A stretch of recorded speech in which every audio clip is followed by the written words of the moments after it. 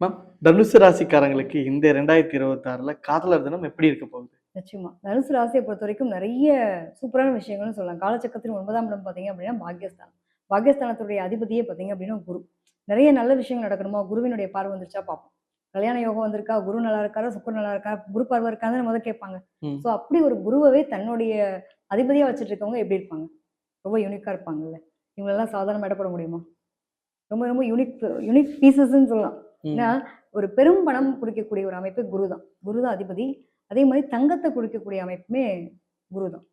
இவங்கலாம் வந்து அ சொல்லுவாங்க இல்லையா? கோடியில இருக்கவங்க, லட்சத்தில இருக்கவங்கன்ற மாரியான அமைப்பும் இவங்களுக்கு உண்டு. நல்லதும் உண்டு, கெட்டதும் உண்டு. ஒரு அரிய ஒரு பொக்கிஷம்னு சொல்லலாம் தனுசுல பிறந்தவங்கள பொறுத்தவரைக்கும். இவ்ளோ சொல்றேன்ல, அப்ப எங்களோட வாழ்க்கை நாங்க என்னென்ன கஷ்டப்படுறோம் எங்களுக்கு தாங்க தெரியும்னு பல பேர் கமெண்ட் பண்ணுவாங்க. என்ன காரணம் அப்டின்னா, அந்த தனித்துவம்னு ஒரு விஷயம் இருக்கும் இல்லையா?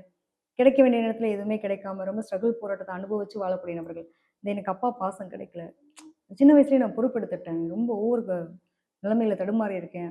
எனக்கு கிடைக்க வேண்டிய எல்லா விஷயத்துலயும் நான் ஸ்ட்ரகிள் போராட்டத்த அனுபவிச்சிருக்கேன். எங்கேயாவது ஒரு இடத்துல எனக்கு அன்பா ஒரு வார்த்தைய பேசுற மாரி ஒரு பெண் கிடைச்சிட மாட்டாளா? ஒரு பையனுக்கு ஒரு பெண். ஒரே ஒரு பையன் பெண்ணா இருக்கா அப்டின்னா, அதுக்கு தகுந்த மாரி ஒரு பையன். இவங்களுக்கெல்லாம் வந்து பார்த்தீங்கன்னா, அந்த ஒரு டீனேஜ கிராஸ் பண்றதுக்கு முன்னாடி நெறைய ஸ்ட்ரகிள் போராட்டங்கள்லாம் வரும். மனசுன்றது வந்து ஒரு அலைப்பாயக்கூடிய ஒரு நிலையெல்லாம் உண்டு. கரெக்ட்டா ஏதாவது வம்பு வழக்கு நம்ம செய்யாத தப்புக்கு தண்டனை வச்சிருப்பாங்க. மனசுல பிறந்தவங்கள பொறுத்தவரைக்கும்.